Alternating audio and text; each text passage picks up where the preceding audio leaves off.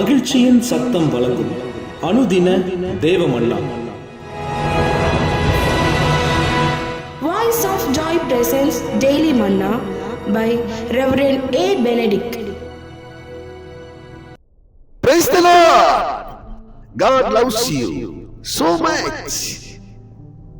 இந்த டிசம்பர் மாதத்தினுடைய வாக்குத்தத்தம் மற்றும் அனுதின தேவ மன்னாவாக ஆண்டவர் நமக்கு அருளி செய்கிற வேத பகுதி ஏசாயா 52 அதிகாரம் 11 வசனம். புறப்படுங்கள், புறப்படுங்கள், அவிடமிட்டு போங்கள், அசுத்தமானதை தொடாதிருங்கள். கர்த்தருடைய பாத்திரங்களை சுமக்கிறவர்களே, அதன் நடுவில் இருந்து புறப்பட்டு உங்களை சுத்திகரியுங்கள். புறப்படுங்கள், புறப்படுங்கள், அவிடமிட்டு போங்கள். இன்றைய வாக்குத்தத்தத்தின் தலைப்பு, கர்த்தருடைய பாத்திரங்களை சுமக்கிறவர்களே, அதன் நடுவிலிருந்து புறப்பட்டு உங்களை சுத்திகரியுங்கள். கர்த்தருடைய பாத்திரங்களை சுமக்கிறவர்களே. என்னை கேட்கிற அருமையான தேவச்சனமே, கர்த்தருடைய பாத்திரங்களாக ஆண்டவர் உன்னை வைத்திருக்கிறார். அவர் பயன்படுத்துகிற பாத்திரங்கள் உன்னிடத்திலே இருக்கிறது, நம்மிடத்திலே இருக்கிறது. மாறாக நீ இன்னைக்கு என்னை கேட்கிற அருமையான தேவச்சனமே, இன்னைக்கு நீ உடைந்த பாத்திரம் போல காணப்படலாம். நான் செத்தவனை போல இருக்கிறேன், உடைந்த பாத்திரம் போல இருக்கிறேன் என்று நீ சொல்லலாம். ஐயோ, என்னை பிறர் விரும்புவதே இல்லை, நான் விரும்பாத பாத்திரமாய் இருக்கிறேன் என்று சொல்லலாம். வெறுமையான பாத்திரமாய் இருக்கிறேன், என்னுடைய பாத்திரம் வெறுமையாய் இருக்கிறது என்று சொல்லலாம்.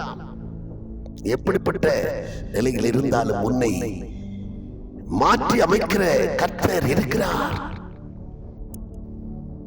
நீ செய்ய வேண்டிய காரியம், நீ இருக்கும் இடத்தை விட்டு புறப்பட்டு போ. நீ அசுத்தமானதை தொடாதிரு.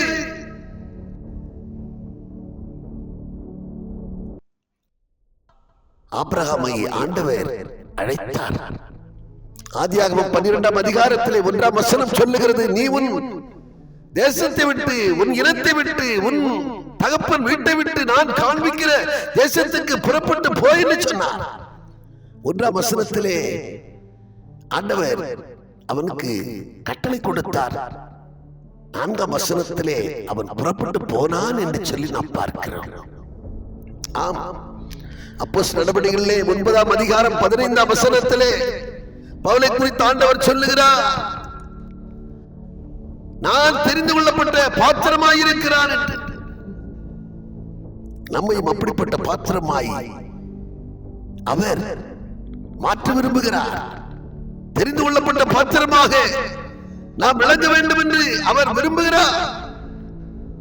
அழைக்கப்பட்டவர்கள் அநேகராய் இருந்தாலும் தெரிந்து கொள்ளப்பட்டவர்கள் மிகச்சிலராய் இருக்கிறார்கள். அந்த வரிசையிலே நீங்களும் நானும் காணப்பட வேண்டும் என்று விரும்புகிறார். நம்மை தெரிந்து கொள்ளப்பட்ட ஒரு பாத்திரமாக நம்மை மாற்ற விரும்புகிறார். அது மாத்திரமல்ல, 116 அதிகாரத்திலே ரட்சிப்பின் பாத்திரமாக, ரட்சிக்கப்பட்ட பாத்திரமாக ஒரு பாத்திரத்தை ஆண்டவர் மாற்ற விரும்புகிறார். சங்கீதம் 23 அதிகாரத்திலே 5 வசனம் சொல்லுகிறது, என் பாத்திரம் நிரம்பி வழிகிறது என்று. இன்னொருடைய பாத்திரம் வெறுமையான பாத்திரமாய் இருந்தாலும் உன்னுடைய பாத்திரத்தை நிரம்பி வழிகிற பாத்திரமாய் மாற்ற விரும்புகிற கர்த்தர் இருக்கிறார்.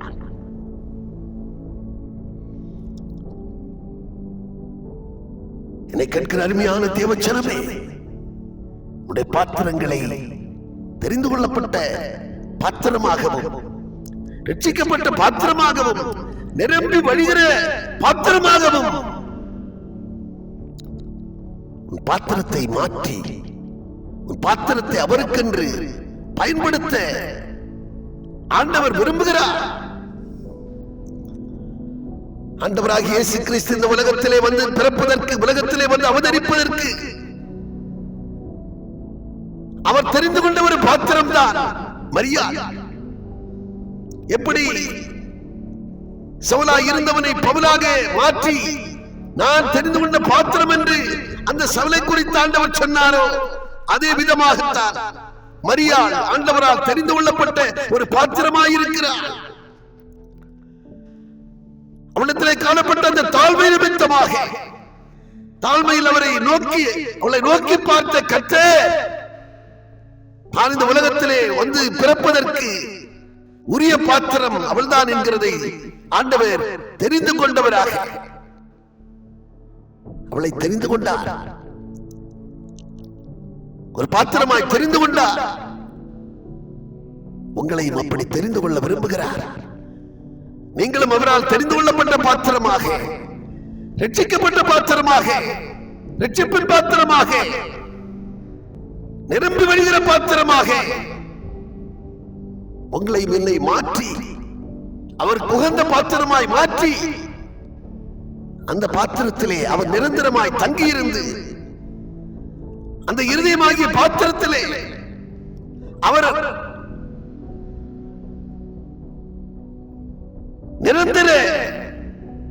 நிரந்தரமாய் அவர் தங்கி உன்னை நடத்த விரும்புகிறார். கேட்கிற அருமையான தேவச்சனமே, உங்கள் வழியை அவருக்கு ஒப்புவித்து அவர் பேர் நம்பிக்கையாயிருங்கள். அவருடைய நடத்துதலுக்கு விட்டுக் கொடுங்கள். இன்னும் உங்கள் சுய புத்தியின் மேல் சாயாமல் நீங்கள் வழிகளில் எல்லாம் அவரையே நினைத்துக் கொண்டிருங்கள். நீங்கள் உங்களை ஞானி என்று எண்ணாதிருங்கள். கர்த்தருக்கு பயந்து தீமை விட்டு விலகுங்கள். கர்த்தருடைய நடத்துதலுக்கு உங்களை ஒப்புக் கொடுங்கள். ஆண்டவரே, நீர் என்னை நடத்தும் ஆண்டவரே, நீர் பயன்படுத்துகிற பாத்திரமாய் நான் எப்போது காணப்பட விரும்புகிறேன் ஆண்டவரே. நீர் அமர்ந்திருக்கிற பாத்திரமாய், நீ தங்கி இருக்கிற பாத்திரமாய் என்னுடைய பாத்திரம் எப்போது காணப்பட வேண்டுமே கர்த்தாவே. ஒப்புக் கொடுங்க, ஆண்டவரிடத்தில் ஒப்புக் கொடுங்க. நிச்சயம் உங்களை உருவாக்குவார். நிச்சயம் உங்களை வாழ்வாங்க வாழ வைப்பார்.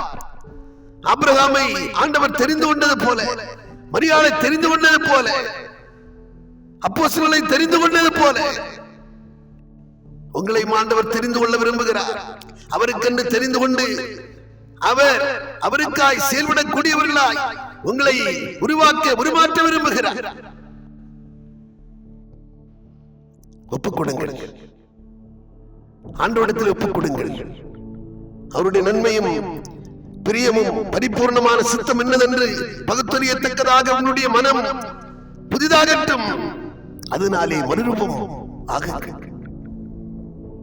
நாம் ஜெபம் பண்ணுவோம். பரலோக பிதாவே, நாங்கள் நம்மை துதிக்கிறோம், ஸ்தோத்திரிக்கிறோம் ஆண்டவரே. இந்த மாதத்தினுடைய வாக்குத்தத்தமாக கர்த்தருடைய பாத்திரங்களை சுமக்கிறவர்களே, அதன் நடுவிலிருந்து புறப்பட்டு போய் உங்களை சுத்திகரியுங்கள் என்று சொல்லியிருக்கிற வார்த்தையின்படியாக ஆண்டவரே, நாங்கள் எப்படித்தான் அசுத்தமானவர்கள் நடுவிலே காணப்பட்டாலும் ஆண்டவரே, எங்களை பிரித்தெடுக்கிறதிலே, எங்களை அவர்கள் நடுவிலிருந்து பிரித்தெடுத்து ஆண்டவரே உமக்குரிய பாத்திரமாய் மாற்றுகிறதிலே நீ சிந்தை உள்ளவராய் இருக்கிறீரப்பா. உடைய சிந்தையை நாங்கள் அறிந்து கொண்டவர்களாய், நாங்கள் உமக்கேற்றவர்களாய் நாங்கள் காணப்பட, உமக்கு உரியவர்களாய் நாங்கள் என்றும் காணப்பட எங்களுக்கு பேருதவி செய்யுங்கப்பா. நாங்கள் ஆண்டவரே, நீர் ஆண்டவரே சோத்திரம், ஆண்டவரே சோத்திரப்பா. நீர் எப்போது பயன்படுத்துகிற பாத்திரமாக நாங்கள் காணப்பட வேண்டுமே கர்த்தாவே. கிருபை செய்வீராக, வழி நடத்துவீராக, தடைகளை எடுத்து போடுவீராக. வல்லமை விளங்க பண்ண வேண்டும் என்று கருத்தில் அர்ப்பணித்து செபிக்கிறோம். இயேசு கிறிஸ்து விலையேறப்பட்ட நாமத்தில் செபிக்கிறோம் நல்ல பிதாவே, ஆமென்.